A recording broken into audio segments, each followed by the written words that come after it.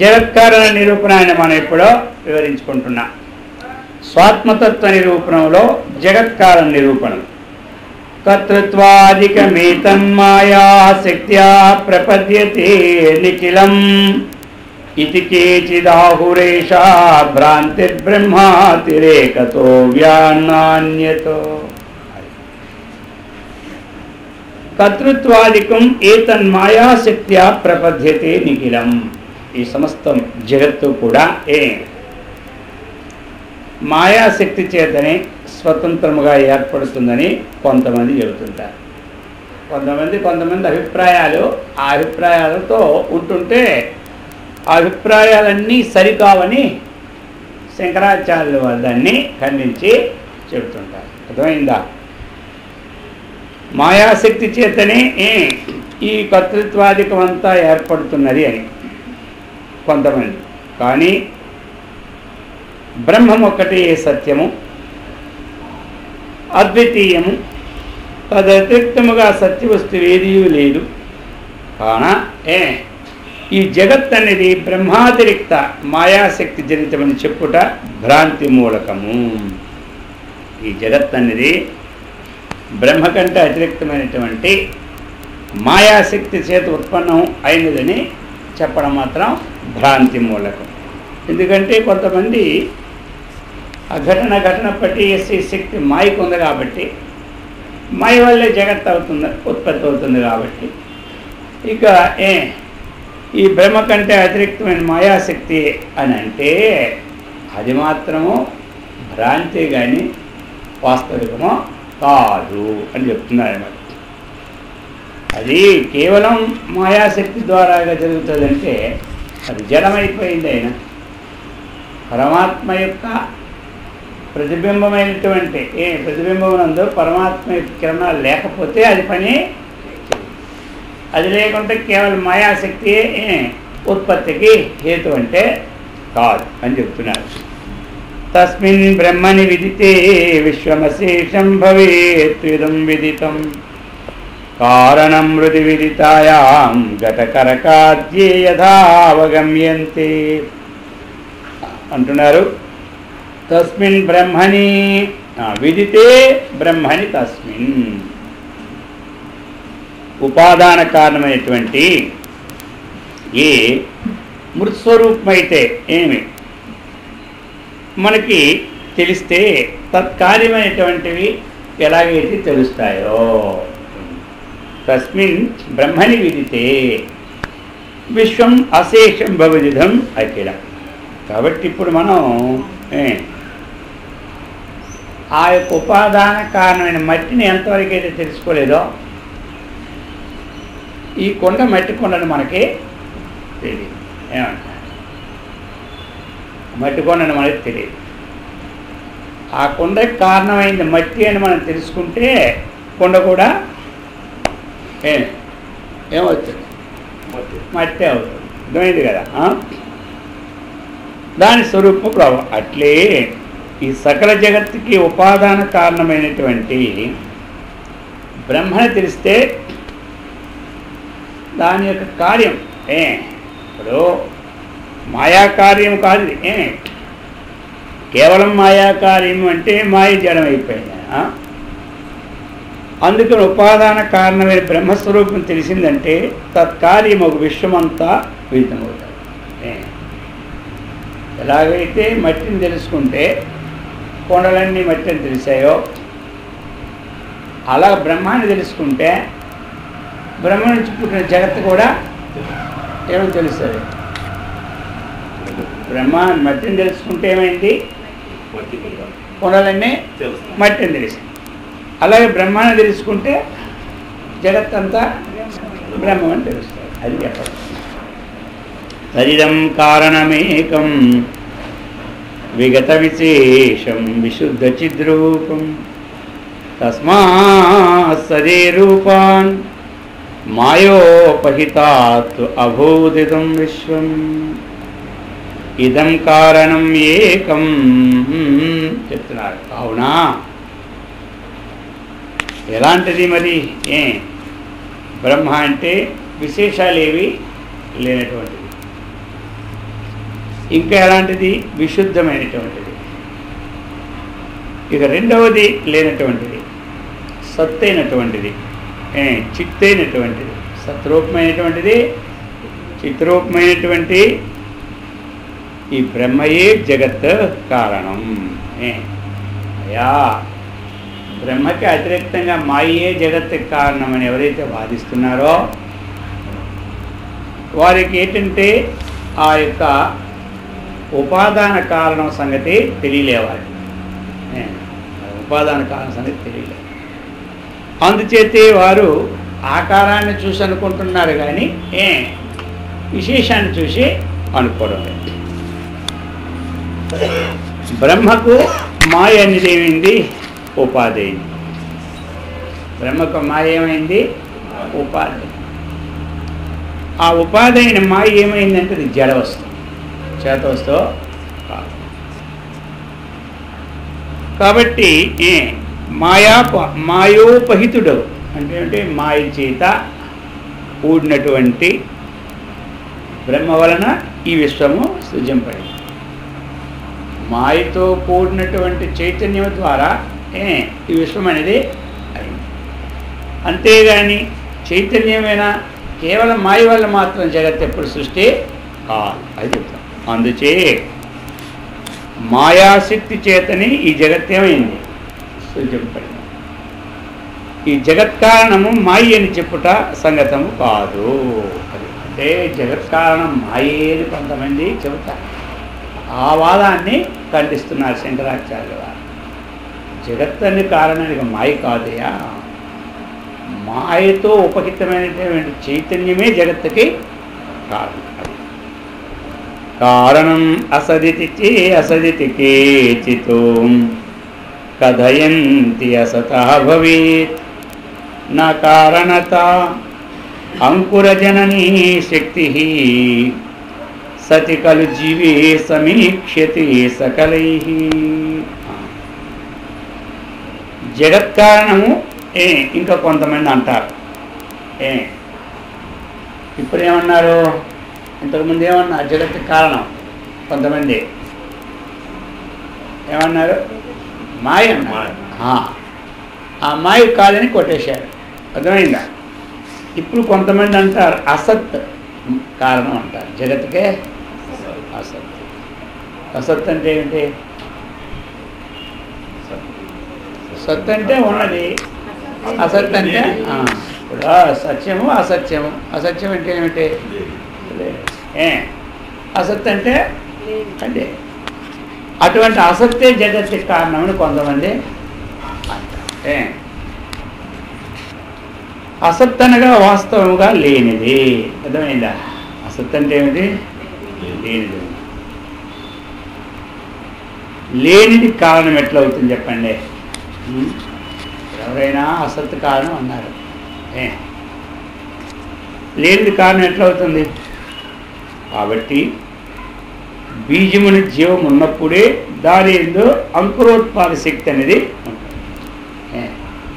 బీజంలో జీవం ఉంటే కదా మొక్కలో వేసినప్పుడు, భూమిలో వేసినప్పుడు ఆ అంకురోత్పాద శక్తి ఉంటుంది. మరి అది లేకపోతే ఎట్లా ఉంటుంది? మరి కొన్ని గింజలు వేస్తాం, అవి ఎందుకు మొలకెత్తవు? కొన్ని ఎందుకు? అది బీజంలే, అందులో సత్పదార్థం అసత్పదార్థం అనేది ఉంది. కాబట్టి అంకురోత్పాద శక్తి పొడగొట్టింది.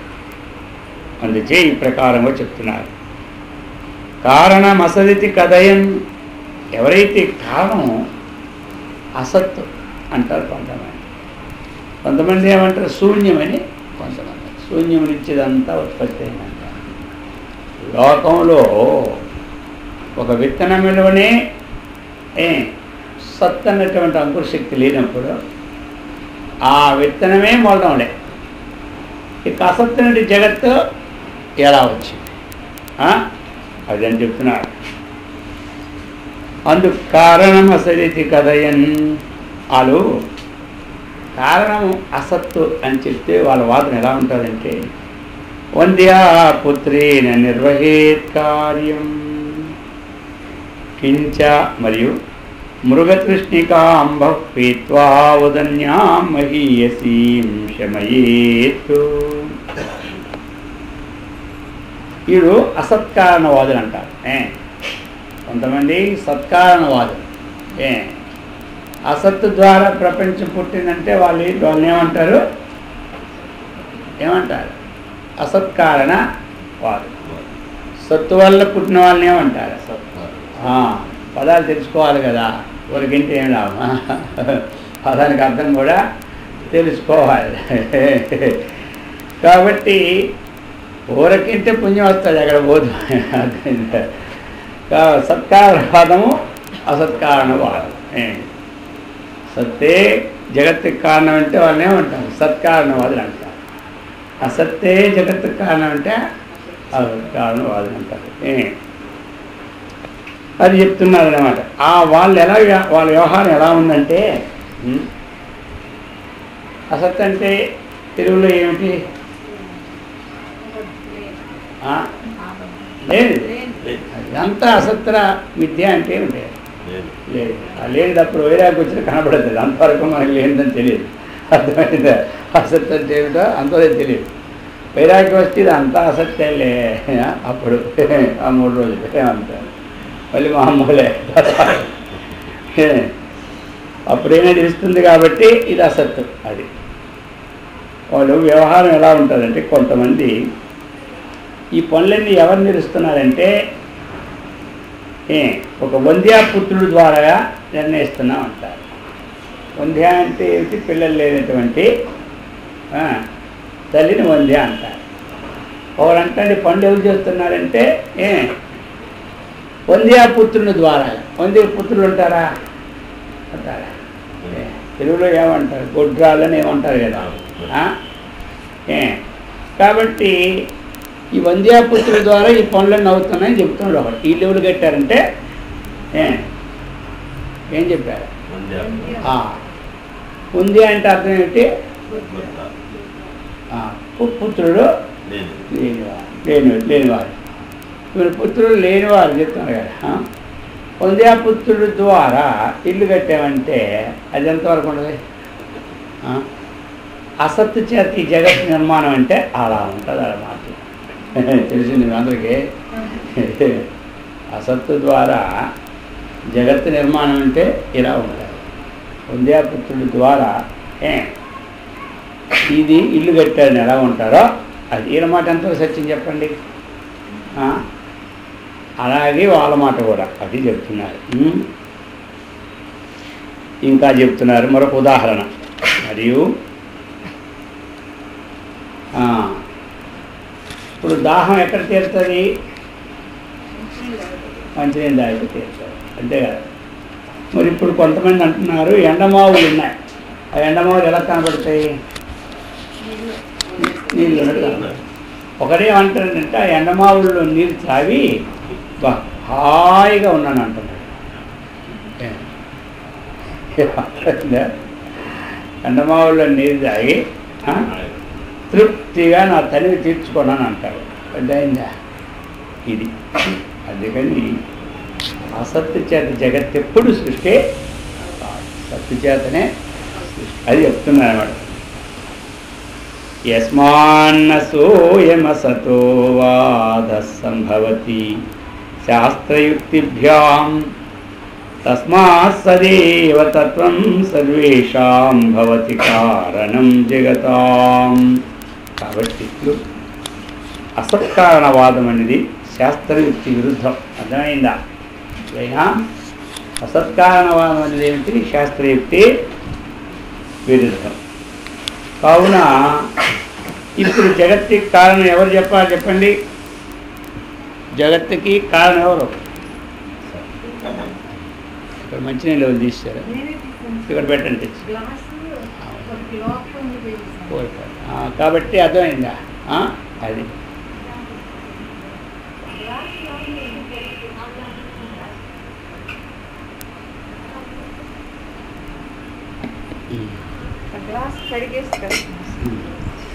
అది అర్థమైంది కదా అందరికీ. అందుచేత ఇట్లు అసత్కారణవాదం అనేది శాస్త్రయుక్తి విరుద్ధము కాన ఒకటి. ఇప్పుడు ఎన్ని ఖండించారు చెప్పండి, ఎన్ని ఖండన అయింది? ఇంకా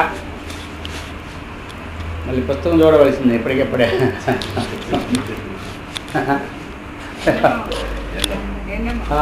రెండు ఉదాహరణలు ఒకటైంది. జగత్తుకి కారణము అసత్తు కాదు. ఎందుకు కాదు అంటే రెండు ఉదాహరణలు చెప్పారు. ఎండమావుల్లాగా నేను తృప్తిగా నీళ్ళు తాగాను అంటాడు ఒకడు. ఎండమావులు ఉన్నాయి కదా, దాని ద్వారాగా హాయిగా నేను నీళ్ళు తాగాను అంటాడు. ఇంకోటి ఏంటి చెప్పాను, వంద్యాపుత్రుడి ద్వారా ఈ గృహం కట్టడమైంది అంటాడు. అయిందా? వంద్యాపుత్రుడి ద్వారా ఈ గృహం కట్టడం అయింది అంటే అవుద్దా? అవుతుందా చెప్పండి.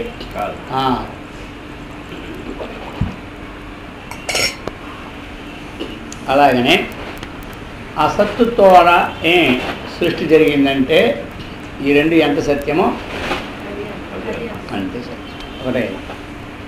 అంతకుముందు ఇంకేం చెప్పుకున్నాము?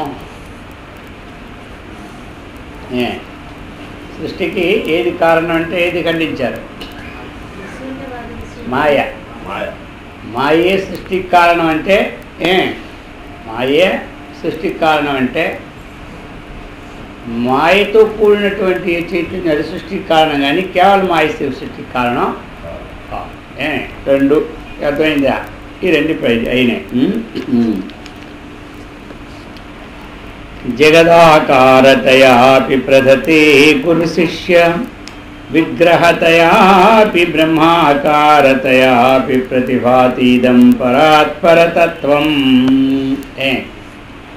పరాత్పర రూపమైనటువంటి సచ్చిత్తు రూపతత్వమే జగద్రూపం. మనకి పరాత్పర రూపమైనటువంటి సత్తు రూపము చిత్తు రూపము యొక్క యథార్థమే జగత్ యొక్క రూపం. జగత్ యొక్క రూపం ఏమిటంటే సద్రూపతత్వము చిద్రూప తత్వం. అది ఈ గురు శిష్యాకృతులతోనూ బ్రహ్మాకారముగాను స్ఫురించింది. మనకి ఇదేమిటిది? జగద్రూపముగాను గురువు యొక్క రూపము శిష్యుల యొక్క రూపము వీటితో ఏమిటది? బ్రహ్మాకారంగా ఇది మనకే స్ఫురిస్తుంది. ఏటా బ్రహ్మాకారంగా స్ఫురిస్తుంది? సత్తు చిత్తు రూపమే జగత్ రూపంగానే మనకి. తర్వాత మరి ఇప్పుడు గురువని శిష్యుడని దానిగా ఇద్దరు, వినేవాడు చెప్పేవాడు. ఈ విధంగా బ్రహ్మాకారంగా అది స్ఫురిస్తుంది. సత్యం జగదితి భాసం సంశ్రుతయే స్యాదపక్వచిత్తానాం తస్మాత్ అసత్యమే తన్నిఖిలం ప్రతిపాదయంతి నిగమాంతః. చెప్తున్నారు, అపక్వచిత్తానాం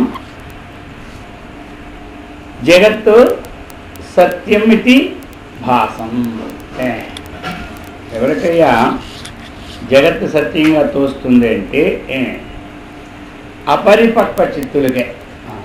ఎవరికి అంటే పరిపక్వముగా అని చిత్తం. చిత్తములో మలదోషము విక్షేప దోషము నివారణ లేకపోతే దాన్ని ఏమంటారు? పరిపక్వం లేదంటారు. అపరిపక్వమైన పరిపక్వం లేదన్నా ఒక్కటే. కాబట్టి మరి అటువంటి వారిలో వారికి ఏది సత్యంగా తోస్తుంది? జగత్తే. పరిపక్వం లేనటువంటి చిత్తులకి ఏది సత్యం అంటే జగత్తే సత్యం. అది ఎప్పుడైతే సత్యంగా తోచిందో సంసారానికి అది కారణం అవుతుంది. అది ఎప్పుడు సత్యంగా తోచిందో సంసారానికి కారణం ఏమిటి? సంసారం అంటే ఏ సంసారం? పుట్టడం చావడం అనేది సంసారం. అర్థమైంది?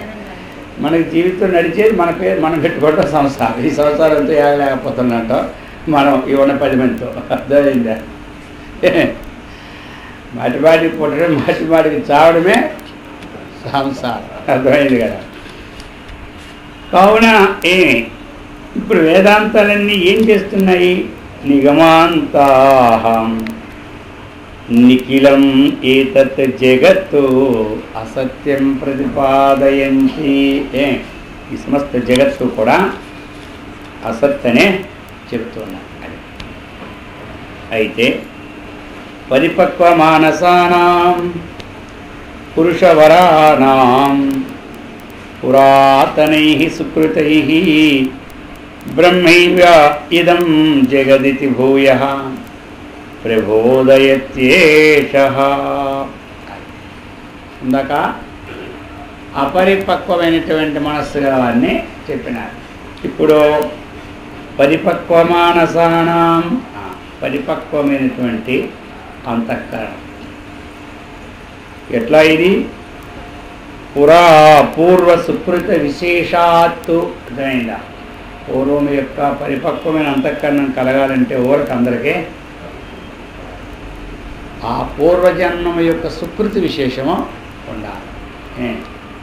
పూర్వజన్మంలో మనం చేయగలిగినటువంటి కర్మను చేస్తూ ఎలాగైతే మనం పరమేశ్వరార్పణం అంటూ చేస్తూ ఉంటుంటే వారికి ఏమైపోయింది? ఆ సుకృతి విశేషం చేత, వారికి ఆ సుకృతి విశేషం చేత ఈ జన్మలో పుట్టేటప్పుడే పరిపక్వంగా ఉంటారు.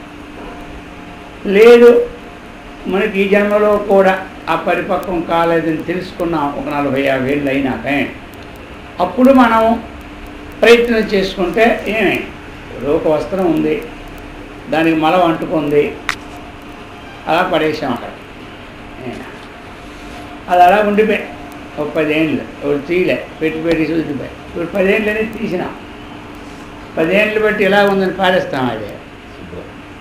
దాని ఖరీదు 10,000. దానికి ఇప్పుడు నల్లగా కొంచెం మొత్తానికి నూరుకున్నాం. అది మళ్ళీ తోముతామా లేదా? ఇప్పుడు తోమి మళ్ళీ దాని పరిపక్వాన్ని తయారు చేస్తున్నా లేదా? అందుచేత ఏదో చిన్న డ్యామేజ్ ఉంది, దానికి తగినటువంటిది ఏదో వేసి మళ్ళీ కొట్ల మీద పెట్టేస్తారు కనబడకుండా. ఆదివారం కూడా రోడ్డు వద్దని ఎన్ని ఉంటాయి అవన్నీ, మళ్ళీ అవన్నీ పరిపక్వంగా తయారు చేసేవి చేస్తారు. మొత్తం అంత బజార్లో అమ్ముతూనే ఉంటుంటారు. అలాగనే నాకు పూర్వజన్మంలో పరిపక్వం లేదు కాబట్టి ఈ జన్మలో అంతఃకరణ శుద్ధి కలగలేదని మాట కూడా అప్పటి నుంచి మనం పరిపక్వం చేసుకుంటాం. అంటారు ఒకవేళ పరిపక్వమైన అంతఃకరణం ఉన్నది, వాళ్ళు పుట్టినప్పటి నుండి చెప్పక్కర్లే, వాళ్ళే మనకు చెబుతుంటారు. కొంతమంది చిన్నపిల్లలే పెద్దవాళ్ళకి ఇలా కూర్చోగానే అలా కూర్చుంటారా అని అనుకుంటారు. ఎందుకంటే వాళ్ళకి ఆ పూర్వజన్మ పరిపక్వం అయిపోయి ఎలా కూర్చోవాలనేది అలా కూర్చుంటుంది వాళ్ళు. అందుకని పుట్టగానే వాళ్ళు ఎలా అలాగే కూర్చుంటారు. అది పరిపక్వం కూర్చుంటాడా? వాడు దేవుడికి ఎదురు కాలు పెట్టే పడుకుంటాడు, ఎందుకంటే వాడికి పరిపక్వం కాదు. మరి మామూలు చిన్నపిల్లలు కొంత దేవుడికి పెట్టారు చేయాలి అనుకునే చేస్తారు, కాలే పెట్టరు. మరి ఇది ఎక్కడి నుంచి వచ్చింది? పరిపక్వమైన చిత్తం కలిగి రావాలి. మరి అది కలగాలంటే సుకృతి విశేషం ఉండాలి. సుకృతం, మంచిది చేయడం సుకృతం, చెడు చేయడం దుష్కృతం. అందుచేత చెబుతున్నారు ఇప్పుడు మనకి పరిపక్వ మానసానాం. ఆ పూర్వ సుకృతం వల్ల పరిపక్వమైన అంతఃకరణం అనేటువంటి వివేకులు, వాళ్ళకి విక్షేపము మలదోషము ఉండదు. వివేకం ఉంటుంది, తెలివి ఉంటుంది, బ్రహ్మాండమైన తెలివి ఉంటుంది. ఆ తెలివి వల్లనే వాళ్ళకి ఒక్కసారి చెప్తే అర్థమైందా ఆవరణ దోషం పోతుంది. ఈ రెండో మనకు ఉన్నాయి. ఎన్నిసార్లు చెప్పిన ఆవరణ దోషం మనకి, మల దోషం వదలలేదు మనకి, విక్షేప దోషం వదలలేదు. అందుచేత మనకి 100 సార్లు అయినా అందరి సంగతి తెలిస్తే కానీ మన సంగతి మాత్రం మనకి తెలియదు. మొత్తం అందరి సంగతిలో తెలిస్తే తెల్లవారిని సాయంకాలం వరకు అందరి సంగతి తెలిసేంటే అర్థం ఏమిటి? మల దోషం ఉంది, విక్షేప దోషం ఉంది. మన సంగతి ఇప్పుడు ఆ రెండు పోతే తెలుస్తాయి. ఇతరుల సంగతికి ఎన్నున్నా తెలుస్తాయి, ఇంట్లో కానీ ఒంట్లో కానీ. మన సంగతి తెలుసుకోవాలంటే రెండు పోవాలి. అయిందా? రెండు పోవాలి. ఈ రెండు ఉన్న ఇతరులకి పాండిత్యం చెప్పడంలో ఏవి మనకు తక్కువ. ఇతరులు చెప్తాం, ఇలా కూర్చోవాలి, ఇలా తినాలి, అలా తినాలి. ఈ రెండు ఉన్నా సరే వాడికి ఇతరులు చెప్పడానికి మాత్రం సరిపోతుంది. తనకు మాత్రం తను బాగుపడాలంటే ఈ రెండు పోవాలి. ఏమంట? తను బాగుపడాలంటే ఈ రెండు పోవాలి. అందుచేత అందుకు వివేకులకి ఏమిటి? ఈ బ్రహ్మయే జగత్తని పలుమారు ప్రబోధం చేయించడం. బ్రహ్మయే ఈ జగత్తని శృతి పలుమారు ప్రబోధం చేస్తుంది వివేకులకి. వివేకులకి ఏమైంది? బ్రహ్మయే జగత్, మట్టియే కొండ. అనవగత కాంచనానాం భూషణధీరేవ కాంచనే హైమే ఏవమవివేకవాజాం జగతి జనానాం సాత్వికీ దిశనా.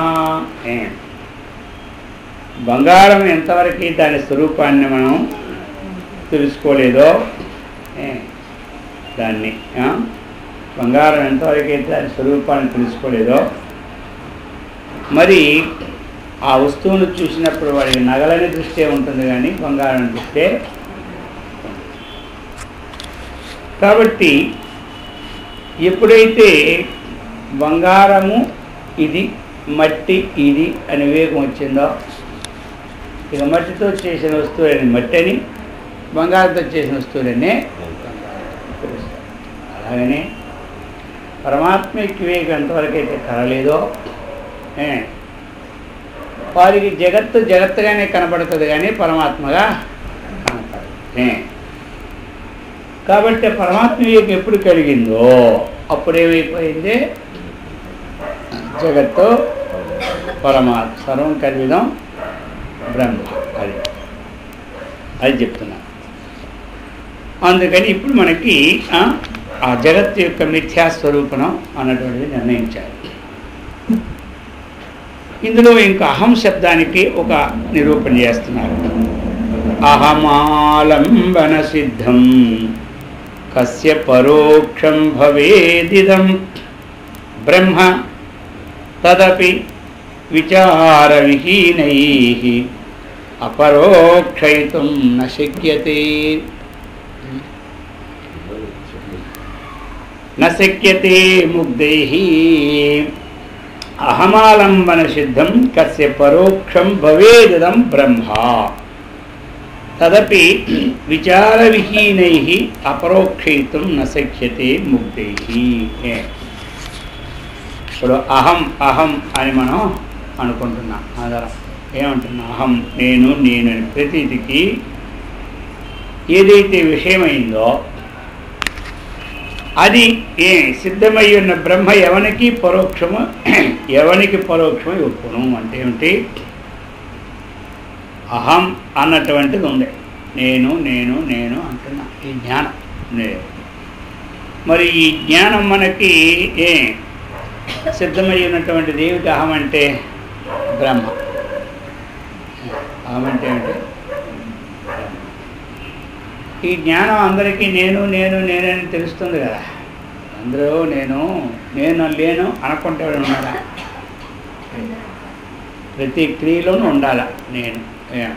ప్రతి క్రియలోనూ కూర్చున్నాను ఎవరు? తిన్నాను, ఇచ్చాను, పుచ్చుకున్నాను, అన్నిట్లోనూ నేను. అది కాబట్టి ఈ నేను అనే జ్ఞానానికి సిద్ధమైనటువంటిది ఏమిటి? బ్రహ్మ. నేను అనే జ్ఞాన సిద్ధం ఏమిట? బ్రహ్మే కదా. నేను అన్ని దాని కోసం సాధన చేసి బ్రహ్మని తెలుసుకోవాలా? సాధన కాదు, సిద్ధమే. నేను ఈక్వల్‌టు బ్రహ్మ. అంతేగాని ఇది సాధనతో సంబంధమే, అది సిద్ధమైపోయింది. అందుచేత ఈ సిద్ధమైనది ఎవరికి పరోక్షమై ఉంటుంది? సిద్ధమైన బ్రహ్మ ఎవరికి పరోక్షమే ఉంటుంది? పరోక్షం అంటే ఏమిటి? ఇప్పుడు వాడికి ఒక తెలియలే, అర్థమైంది కదా. తెలియకపోయినా ఏమి అది పరోక్షమో, అది ఇప్పుడు ప్రత్యక్షమే. వాడు తెలియని వాడికి పరోక్షం ఉంటుంది, అర్థమైందా? ఎక్కడో ఉందని. అది తెలియకపోయినా దగ్గరే ఉంది. సమరేమృగము సుగంధం ఎక్కడో వస్తుంది, పరిగెడతాడు దాన్ని తెలియకపోయినా, కానీ ఎక్కడ ఉంది అర్థమైందా? అలాగనే ఇప్పుడు వాడికి పరోక్షం అన్నటువంటిది ఎవరికీ కాదు, అది అందరికీ అపరోక్షం. వ్యవహారం అందరికీ అపరోక్షం. అయితే మరి ఎవరికి ఇది అంటే, ఎవరైతే ఈ వేదాంత విచారణ చేయలేదో వాడికి మాత్రం పరోక్షం. ఎవరి వేదాంత విచారణ చేసినారో వారికి అపరోక్షం. చేసినా చేయకపోయినా వాడే, ఏమంటారు? చేసినా చేయకపోయినా వాడే. చేస్తే నేను బ్రహ్మాన్ని తెలుస్తుంది, చేయకపోతే నేను బ్రహ్మాననే తెలియదు. అది అహం. అహమిదమితి చమతిభ్యాం సతతం వ్యవహరతి సర్వలోకోపి ప్రథమా ప్రతీతి చరమా నివసతి వపురింద్రియాదిబాహ్యార్థి. అహమిదమితి చమతిభ్యాం, అహం నేను, ఇదం ఇది అన్నటువంటి ఏదైతే బుద్ధి ఉందో, ఈ లోకమంతా ఈ రెండింటి చేత వ్యవహారం. నేను ఇది, ఇది నేను, అంతే కదా. ఏదైనా ఇది నేను, లేకపోతే నేను ఇది, లేకపోతే నేను అది, అది నేను. ఈ రెండు శబ్దాలు మినహాయించేమి లోకంలో లేదు. ఇది ఇది నాది అంటాడు, ఇది నేను అంటాడు, ఏదో ఒకటి ఆ ప్రకారముగా. అహం ఇదమితి మతిభ్యాం సర్వలోకోపి సతతం వ్యవహరతి. సమస్త జనులు కూడా నిరంతరం వ్యవహారాన్ని చేస్తూనే ఉన్నారు. ఇందు మొదటిది ఏమిటి? నేను. రెండవది ఏమిటి? ఇదే. మొదటిది నేను. నేను అంటే ఏమిటి? ప్రత్యేక రూపమైనటువంటి ఆత్మను. నేను అనేది ఏమిటి? ఆత్మనే. నేను అనే పదం ఎక్కడ వచ్చినా ఆ పరబ్రహ్మనే సూచిస్తాను. కాబట్టి రెండవది ఏమైంది? రెండవది ఇది అంటే ఈ శరీరేంద్రియాలు బాహ్యార్థాలని, శరీరాన్ని, ఇంద్రియాన్ని, ఈ ఇంద్రియాలకు కావాల్సిన విషయాలని బోధిస్తారు. ఇంద్రియాలు ఇది నాది అన్నాం. ఇది అంటే ఏమైంది? ఈ శరీరం నాది, అంతే. నేనున్నాడు, ఇది ఉంది. కాబట్టి ఇప్పుడు ఇంద్రియాలు, శరీరము అన్నీ ఇది శబ్దం చేత బోధిస్తుంది. దీని విషయాలు కూడా ఇది. అందుచేత రెండు పదాల్లో ఇదంతా ఇమిడిపోయినా అహము అన్నటువంటిది ఆత్మ అయింది, ఇది అనేది వస్తుజాతమైంది, పదార్థం అయింది. వపురింద్రియాది విషయాహం బుద్ధి మహత్యసౌ భ్రాంతి తద్బుద్ధిరతస్మిన్ ఇతి అధ్యానత్వేన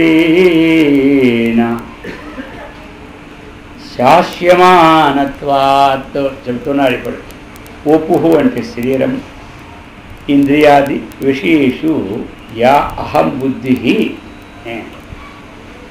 క్లియర్గా చెప్తున్నాడు. నేను ఇది చెప్పాడు, ఇది అంటే వస్తువులని చెప్పినాడు ఇందాక.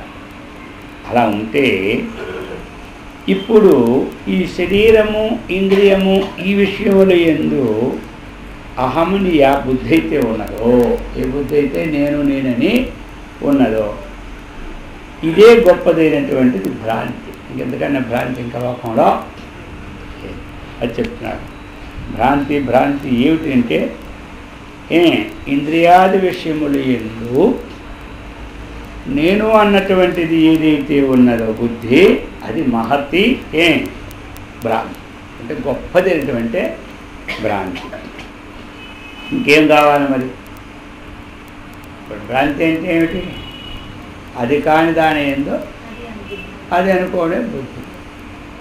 ఇప్పుడు ఇంద్రియాల విషయం వాడు తంద కాదు కాబట్టి వాటిని తందని బుద్ధి ఉండడమే భ్రాంతి. తద్బుద్ధిరతస్మిన్ ఇత్యధ్యానత్వేన శాస్త్రమానత్వాచోపి. కాబట్టి ఒక వస్తువునందు కొలువు అన్య వస్తు బుద్ధికి అధ్యాసని మనం అంటున్నాం. అంటే రజ్జునందు సర్పబుద్ధి ఏమి అధ్యాస. అంటే అతస్మిన్ తద్బుద్ధి అధ్యాస. తస్మిన్ అంటే దాని ఎందు, అతస్మిన్ అంటే అది కాని దాని అదేనే బుద్ధి. అది కాని దాని ఎందు అదేనే బుద్ధి ఏమంటారు? అధ్యాస. అది కాని దాని ఎందు అదేనే బుద్ధి. దాని సంస్కృతంలో అతస్మిన్ అతస్మిన్ బుద్ధి. అది కాని దాని ఎందు అదే బుద్ధి ఉందో అదే అధ్యాస. అతస్మిన్ తద్బుద్ధి. అది కాని ఎందు అది బుద్ధిని ఉండడం అది చెప్తున్నారు. కాబట్టి ఈ శరీరేంద్రియ దృశ్యముందు గడుపు అహం ఇదం నేను ఈ శరీరము, అహమిదం నేనే ఈ శరీరం. నేనే ఈ శరీరం అంటే ఈ శరీరం కంటే భిన్నం నేను కాదు. నేనే ఇంద్రియములోని బుద్ధి, అది ఈ రెండు పెద్ద భ్రాంతి అన్నాడు. నేనే ఈ శరీరాన్ని, నేనే ఈ ఇంద్రియం అన్నటువంటి బుద్ధి అన్నిటికంటే భ్రాంతి. విచారం ద్వారా ఏమనుకుంటాం? నేను ఇంద్రియాలు కాదు, నేను బుద్ధిని కాదు. ఏది ఈ ఇంద్రియాలు నేను కాదు, నాది అనేది మన విచారణ ద్వారా. ఇది నేను కాదు, నాది కాదంటే భ్రాంతి లేకుండా అయింది.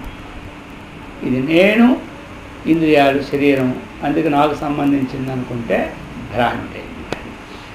తస్మాత్తు అందువలన అశేష సాక్షి పరమాత్మైవ అహమర్థ ఇత్యుచితం అజడవదేవ జడోహం సత్సంబంధాద్భవత్యహంకారః. కాబట్టి తస్మాత్ అందువలన పూర్వోక్త కారణముడిచే ఏదైతే ఈ సమస్తానికి సాక్షిణ పరమాత్మయే అహమనే శబ్దార్థం అనట ఉచితం. ఎన్ని అహమనాలి? సాక్షిభూతులైన పరమాత్మయే అహం శబ్ద అహం శబ్దానికి తగిన వాక్యం. అహం అంటే తాదాత్మ్య భావంతో అహం అనుకుంటున్నాం మనం. కానీ అహం శబ్దానికి అర్థం ఏమిటి మరి అంటే సాక్షిభూతుడే అహం శబ్దానికి అర్థం. ఎందుకు మరి? అది సద్రూప పరమాత్మ సంబంధం వలన, సద్రూప పరమాత్మ యొక్క సంబంధం వలన ఈ అహంకారము జడమయ్యను చేతనమలే తోస్తుంది. అహంకారం అన్నటువంటిది జడమైనా ఎలా ఉంటుంది? చేతనం వల్లే తోస్తుంది. ఎందుకు? అది మరి ఈ పరమాత్మ సంబంధం వలన తాదాత్మాధ్యాసం ఎప్పుడైతే కలిగిందో అప్పుడు ఏమైపోయింది? జడమైనటువంటి దాన్ని కూడా చేతనం వల్లే గోచిస్తారు.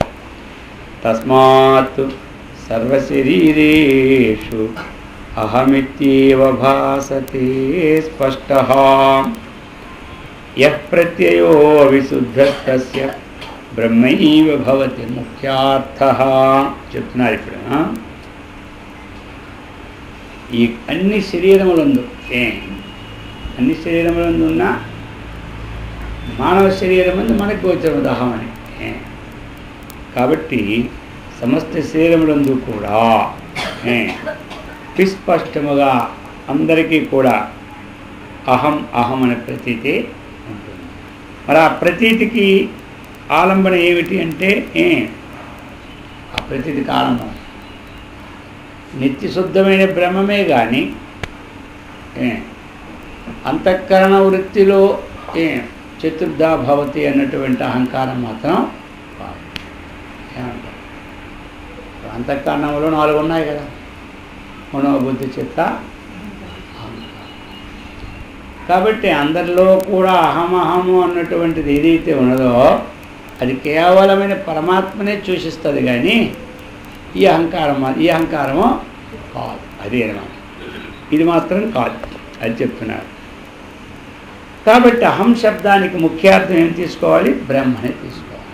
అహం శబ్దానికి ముఖ్యార్థము, అంతేగాని అంతఃకరణాన్ని మనం అందులో ఉన్నటువంటి వృత్తి భేదం వల్ల వచ్చిన అహంకారాన్ని మాత్రం తీసుకోవడానికి వీలు లేదు. అది ఉంటుంది, పోతుంది. ఇది ఎల్లప్పుడూ ఉంటుంది. దానిలో బుద్ధి జడమే, చిత్తము జడమే, అహంకారము జడమే, మనస్సు జడం.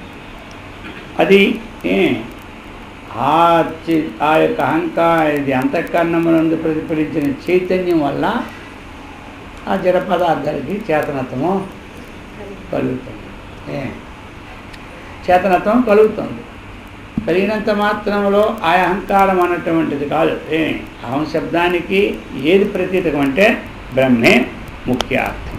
అది గోశబ్దార్థో గోత్వం తదపి వ్యక్తి ప్రతీయతే అర్థతయా అహమర్థ పరమాత్మా తద్వత్ భ్రాంత్యా భవత్యహంకార చెప్తున్నారన్నమాట. అహంకారంకు ఉదాహరణ చెప్పి గోశబ్దార్థో గోత్వం తదపి వ్యక్తి. ఎప్పుడైతే గో అనే శబ్దం వచ్చిందో అప్పుడు ఆ గోత్ర జాతి అంతా మనకి గుర్తుకొస్తుంది. వ్యక్తి ఆ గోరూపమైన పిండం కూడా మనకి స్ఫురిస్తుంది. గో శబ్దం ఉచ్చరించినంత మాత్రంలో గోవు యొక్క ఆకారము ఆ అవయవాలు అన్నీ మనకేమవుతున్నాయి? స్ఫురిస్తున్నాయి. అది గోశబ్దార్థో గోత్వం తదపి వ్యక్తి ప్రతీయతే అర్థతయా. వివరంగా గోశబ్దం ఉచ్చరించినంత మాత్రంలో మనకి ఆ యొక్క ఆ గో వ్యక్తి కాదు, ఏంటి మనకి ఇప్పుడు గోచరిస్తుంది? గో అని. గోశబ్దానికి గోత్వం అంటే గోవునందున్న జాతి అని అర్థం. గోత్వం మనుష్యత్వం అంటే మనుషుని ఎందున్న జాతి అని అర్థం. అయినను గోశబ్దమునకు గోరూపము వ్యక్తియు అర్థముగా ప్రతీతమవుతుంది. ఆ గోరూపమైన వ్యక్తి, అది గోరూపమైన వ్యక్తిగా మనకి గోచరం. అట్లే అహమర్థ ఎలాగైతే గోవు ఉచ్చరించిన మాత్రంలో కొండా ఉచ్చరించిన ఇప్పుడు ఏం మన ప్రతీత అవుతుంది? ఆ కంబు గ్రీవాది సహితమైన అంతా మనకే ప్రతీతం అవుతుంది. అర్థమైందా? అలాగని గోశబ్దం ఉచ్చరించిన ఆ గోశబ్ద ఆకారంగా ఉన్నటువంటిది అంతా. అదేవిధంగా అహమర్థ, అహం శబ్దం యొక్క అర్థం కూడా ఏంటి? పరమాత్మ. అర్థమైందా? అహం అంటే దానికి అర్థం ఏమిటి? పరమాత్మ. అందుకని పరమాత్మ ప్రత్యక్షమే కానీ పరోక్షమో కాదు. అది అచ్యుత్ అయ్యాను పరమాత్మ. అయితే మరి ఆ విధంగా ఉంటే ఈ జడముగా అహంకారము కూడా అహం శబ్దం యొక్క అర్థముగా భ్రాంతిచే ప్రేరితమవుతుంది. ఈ జడమైనటువంటి అహంకారము కూడా, జడమైన అహంకారం అంటే ఏం తీసుకోవాలి? అంతఃకరణాన్ని తీసుకోవాలి. అర్థమైందా? జడమైనటువంటి అహంకారము కూడా అహం శబ్దం యొక్క అర్థముగా భ్రాంతిచే ప్రత్యేకమవుతుంది. వాస్తవముగా ఏమిటి? బ్రహ్మ. దానికి తీసుకోవాలి అహం శబ్దాన్ని. ఇంకోటి తీసుకోవడానికే కుదరదు. ఇప్పుడు అహం బ్రహ్మాస్మి అన్నాం. నేను బ్రహ్మ. నేను బ్రహ్మను అంటే నేను ఇప్పుడు ఏది సాక్షి స్వరూపమే ఉన్నదో, ఇంద్రియాలకు అతీతంగా ప్రత్యేక రూపంతో ఉన్నదో అదే బ్రహ్మ. బ్రహ్మ ఏది? అదే కదా. అహం నేను బ్రహ్మ అంటే ఏది? బ్రహ్మ. అదే బ్రహ్మ. జడమైన అంతఃకరణం బ్రహ్మ ఎప్పుడు ప్రతీతమవుతుంది. దృగ్ధృత్వాదికం ఐస పావక సంగేన భాసతే యద్వతు తద్వచ్చేతన సంగాదహమితి ప్రతిభాంతి కర్తృత్వాదీని చెప్తున్నారు. దగ్ధృత్వాదికం అయసహ. ఇప్పుడు అగ్ని యొక్క సంబంధం చేత ఇనుమాకారంగా ఓ పిండమునందు ఏముంటుంది? దాహకత శక్తి వస్తుంది. మనం పూర్వం ఎవరికైనా సొరకలు పెట్టాలి, అదే కడుపు కూడా సొరకలన్నీ పెట్టేవారు. కోపం వచ్చిన ఏం చేసేవారు? అప్పుడు అవే పెట్టేవారు. బాగా కాల్చి సొరక పెట్టేవారు. సొరకతో అది గుర్తుండిపోవాలి, ఇంకేం లేదు. మళ్ళీ అది చూసుకొని మళ్ళీ సొరక పెట్టించుకోవాలి అనమాట. అంటే ఆ కోపం వచ్చిన పనులు చేయలేదు. ఇప్పుడు ఆ సొరకలు పెట్టిన లేకే మనకంతా కోపాలు తగ్గడం లేదు. అర్థమైంది? ఏమంటారు? చింత చచ్చినా చింత పులుపు మాత్రం మనలో చాలా. కాబట్టి అది చెప్తున్నారు అన్నమాట. కాబట్టి ఇది చెప్తున్నారు ఇప్పుడు మనకి. అగ్ని సంబంధం చేత ఆ ఇనప యొక్క పిండం ఏమైంది? దాహకర్త శక్తి దానికి వచ్చింది. మరి తేజస్సు మున్నగినవన్నీ భాషించినట్లు దాని ఏంటి? తేజస్సు కూడా ఉంటుంది, ఉండదా? ఎర్రగా ఉంటుంది. అలాగనే ఒక ఇనప ముక్క అగ్ని సంబంధం చేత అగ్నికున్న ఉష్ణత్వమును, అగ్నికున్న దాహకత్వమును, ఆ అగ్నికున్నటువంటి రూపత్వమును దాని ఏ విధంగా అయితే ఉన్నదో దేని సంబంధం చేత? అగ్ని సంబంధం. దేనికి? ఇనుప. అర్థమైంది? కాలుస్తారు కదా, పెద్ద కాల్చి గొడ్డలతో కొడుతూనే ఉంటారు. ఇనుప తయారు చేసే కమ్ములు, నాగళ్ళు, నక్కులు చేసిన దగ్గర. అలాగనే తద్వచ్చేతన సంగాత్వహమే ప్రతిభాంతి కర్తృత్వాది. ఆ ప్రకారముగా ఈ చైతన్యం యొక్క సంబంధం చేత, చైతన్యం యొక్క సంబంధం చేత ఆ అహంకారం అంది ఏమవుతుంది? ఈ కర్తృత్వాది ధర్మాలన్నీ వస్తాయి. లోపల అంతఃకరణమునందు అహంకారం ఉందా లేదా? చైతన్యం యొక్క సంబంధము ద్వారా, అగ్ని యొక్క సంబంధము ద్వారా ఇనుమునందు ఏ విధంగా అయితే కర్తృత్వ ధర్మాలు ఉన్నాయి, కానీ వాస్తవిక ఇనుమునందు ఉన్నాయా? వాస్తవం ఇనుమునందు లేవు. ఇనుమునందు వాస్తవం ఏమి లేవు? రూపము లేదు, ఉష్ణము లేదు. అర్థమైందా? దాని ఏందో అది రూపము లేదు, ఆ దాహశక్తి కూడా లేదు. అది ఆ విధంగా ఇది సంసర్గం చేత ఇప్పుడు ఏమైపోయింది? మనం అక్కడ చేసాం తెలియక, దేని ఇనప ముద్ద, ఆ ఇనప పోతూ ఉన్నాం, అక్కడ కాల్చి పెట్టా చూడలే, అడుగు పడిపోయింది. ఇప్పుడు ఏమంటాం మనం? ఈ గంటే నన్ను కాల్చింది అంటాం. ఏమంటాం? లేదా ఆ పెనమే నన్ను కాల్చింది అంటాడు. పెనమకు కాల్చే శక్తి ఉందా? లేదు. గంటికి కాల్చే శక్తి ఉందా? లేదు. లేకపోయినా దాని చేత తాదాత్మ్యం చెందిన చేత దానికి కాల్చే శక్తి ఉంది, కానీ మూలాన్ని మనకు గుర్తు రాదు. అగ్ని నన్ను కాల్చింది అంటాం, అగ్ని నిప్పు మీద పడినప్పుడు అంటాం. కానీ సాధారణంగా అగ్నితో ఇప్పుడు ఇక్కడ మూకుడు ఉంది, అటుపక్క తిప్పుండి బాగా ఏమో వేడి ఎక్కుతుంది రోజు ఆమూలో గబాలను పట్టుకుంటే ఏమో ఈ మూకుడు నన్ను కాల్చింది అంట. మూకుడు కాల్చే శక్తి ఉంటుందా? మూకుడు కాల్చే శక్తి లేదు, కానీ తాదాత్మ్యాధ్యాస అది. ఏమంట? అలాగనే ఇప్పుడు ఈ అహంకారమునంది కర్తృత్వ ధర్మాలన్నీ పొడగొడతాయి. అర్థమైందా? వాస్తవముగా నేను అన్నటువంటి దానికి ఏదే లేదు. ఈ చైతన్య సంసర్గము ద్వారా ఆ అహంకారమందు ఈ కర్తృ ధర్మాలు ఏమంటాయి? పొడగడతాయి. కేవలం దానికి అహంకారం నందు కర్తృత్వ ధర్మాలు ఏవి లేవు. దీనికి సంబంధించేది అది ఉన్నట్టు ఉంటారు. దేహేంద్రియాది దృశ్య వ్యతిరిక్తం విమలమతులమద్వైతం అహమర్థః ఇది విదిత్వాత్ తద్వ్యతిరిక్తం చ కల్పయేత్ కించితో చెప్తున్నారు. దృశ్య వ్యతిరిక్తం దృశ్యములైనటువంటి ఏమిటి? ఈ దేహము, ఇంద్రియములు, ఇవన్నీ మనకి కనబడుతున్నాయి కదా, వీటిని ఏమంటాం? దృశ్యాలు అంటాం.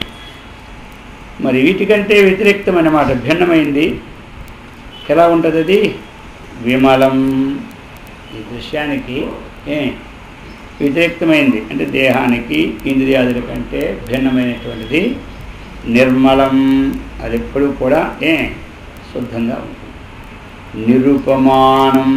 అతులం. తులం అంటే ఏమిటి? సమానం. అతులం అంటే సమానం లేదు.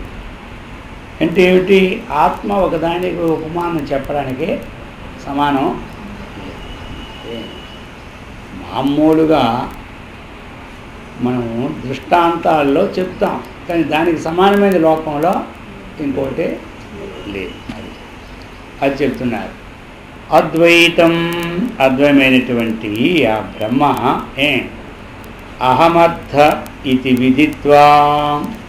అహం శబ్దార్థంగా ఆ బ్రహ్మనే మనం తెలుసుకోవాలి. దృశ్యానికంటే వ్యతిరేక్తమైనటువంటి ఏ బ్రహ్మ అయితే ఉన్నదో అహం శబ్దానికి అర్థము దాన్నే తెలుసుకోవాలి. ఇంకెక్కువ దాన్ని తెలుసుకోవడానికి వీల్లేదు.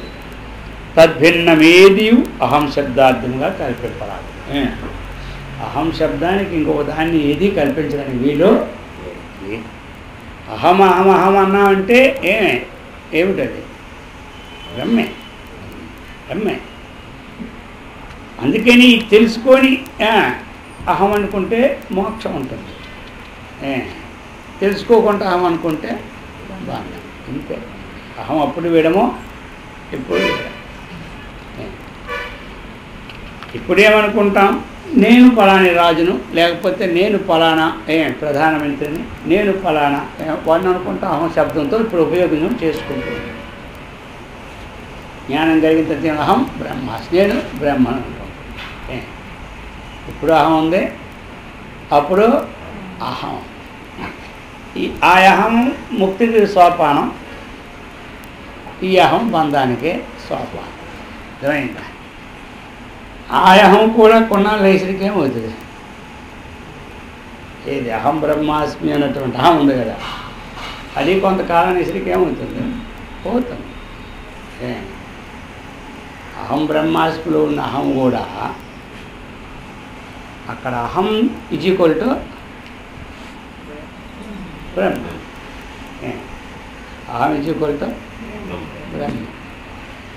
అంటే ఇప్పుడు దృశ్యం నుండి వేరు చేసుకోవడానికి నేను బ్రహ్మను అయి ఉన్నానని చెప్పుకుంటున్నాను. వేరు చేయడానికి నేను వేరు, బ్రహ్మ వేరా? ఇప్పుడు నేను బ్రహ్మను అన్నప్పుడు నేను బ్రహ్మనై ఉన్నాను అంటే ఇంతకుముందు నేను బ్రహ్మనై ఉన్నానని తెలుసుకోలేదు కాబట్టి ఇప్పుడు తన బుద్ధిలో బ్రహ్మనై ఉన్నానని చెప్పుకోవడానికి నేను బ్రహ్మనై ఉన్నాను అనుకుంటాను. అంతకుముందు బ్రహ్మనై ఉన్నాను అనుకున్నాడా? అనుకోవాలి. నేను పలాని వాడిని ఉన్నాను అనుకున్నాడు, ఇప్పుడు నేను వాడిని కాదని అనుకోవాలి కదా. మరి వాడిని నేను కాదనుకోవాలి కదా, అందుకని అనుకుంటాడు. ఇప్పుడు నేను నాహం మనుష్య అన్నాడు కదా, నేను మనుష్యును కాదు. నేను నతు భూత సంగై, ఈ భూత సంఘాలు కూడా నేను చిదానంద రూపం శివోహం శివోహం అంటారు కదా. అందుచేత ఇప్పుడు మనము దాన్ని తీసుకోవడానికి నేను అనుకుంటున్నా. మరి ఇది కూడా అలాగేమవుతుంది? ఇప్పుడు నేను బ్రహ్మ, నేను ఎంతకని అనుకుంటాం? నేను మనుష్యును అనుకోవాలి. మాటికి అనుకోవాలి. తన పేరు ఒక్కసారి వేస్తాడు, ఎక్కడ స్కూల్లో వేసేసుకుంటాడు. అక్కడ ఇచ్చేస్తాడు పంచాయతీ ఆఫీసులో. ఇచ్చేసాడా? ఇప్పుడు తన పేర్లు ఏమైనా సందేహం ఉందా? సందేహం లేదు కాబట్టి నిత్యం తన పేరు చెప్పుకుంటాడా? ఎవరైనా చెప్తే తనకు ఆనందం, అంతేగాని తను మాత్రం చెప్పుకుంటాడా? నేను పలాని కృష్ణను, పలాని కృష్ణ, నేను కృష్ణ అనుకుంటాడు. అనుకుంటాడా? తాను కృష్ణుడు రూఢైపోయా, ఇంకా అనుకోవాల్సిన పని. అప్పుడు నేనేంది ఏమైంది? లోపించలే. నేననేది లోపించలే, పేరనేది ఉండిపోయా. ఆ పేరు ఇతరులు కూడా పిలుస్తున్నారు. నీ పేరు ఏమిటంటే నేను అంటాడా? నేను కృష్ణ అంటాడా? కృష్ణుని అంటాడు, రాముడిని అంటాడు. అలాగనే నేను బ్రహ్మను అనుకున్న తర్వాత నేను బ్రహ్మనే ఉంటే మళ్ళీ నేను ఎందుకు బ్రహ్మను అనుకోవడం? సిగ్గు కొనాలి పోతే వస్తాను. అర్థమైందా? వాటికి నేను పలాని వాడు పలాని రాముడు అనుకుంటాడు ఎవరైనా. అయితే లోకం కూడా వాడికి రాముడు అనిపిస్తుంది. వాడి ఇంట్లో రోజు జపం చేసుకున్నా వాడు రాముడే. అర్థమైందా? అలాగే మనం అది దృఢమైపోయిందాకా అనుకోవాలి. దృఢమైపోయిన తర్వాత అనుకోవాల్సిన పని ఏమి? అప్పుడు ఏమైపోయింది మరి? నేను ఎక్కడ పోయిందే? లోపించిపోయింది. అర్థమైందా? అది చెప్తున్నారు. కాబట్టి మనకి ఈ ప్రకారముగా బ్రహ్మయే అహం శబ్దార్థముగా తెలుసుకొని తద్భిన్నమేదియు అహం శబ్దార్థముగా కల్పింప. ఇక అహం శబ్దానికి ఇంకోటి ఏది కల్పించడానికే అహం బ్రహ్మాస్మి అని ఒక్కటే మనం అహం శబ్దానికి ఏది కల్పించుకున్నాం? బ్రహ్మనే కల్పించుకున్నాం. బ్రహ్మని ఎంతవరకు కల్పించుకోలేదో అంతవరకు కూడా మనము ఇది నేను కాదని అనుకుంటాం. అహం శబ్దంలో ఇది నేను కాదు అంటే ఏమైంది? తదితర వస్తుజాతం నేను కాదు అంటే ఈ అహం శబ్దానికి వస్తుజాతము కాదని మనమే నేతి వాక్యముల ద్వారా దూరాన్ని చేసుకుంటాం. అర్థమైందా? అప్పుడు అహం శబ్దానికి ఎవరైనా వాచ్యుడంటే బ్రహ్మే, వస్తుజాతం కాదు. ఇది అది చెప్తున్నారు. కాబట్టి ఈ విధంగా మనం అందరము ఈ యొక్క బ్రహ్మస్వరూపాన్ని చక్కగా తెలుసుకొని సత్కర్మనిష్ఠులమై భగవద్భక్తులమై ఆత్మజ్ఞాన సంపన్నులమై బ్రహ్మానందముతో విరాజిల్లినట్లు ఆ గురుదేవుడు శ్రీకృష్ణ పరమాత్మ అందరికీ సదా రక్షించుగాక. ఓం సహనావతు సహనౌ భునక్తు సహ వీర్యం కరవావహై తేజస్వినావధీతమస్తు మా విద్విషావహై. ఓం శాంతి శాంతి శాంతి. హరి ఓం తత్సత్.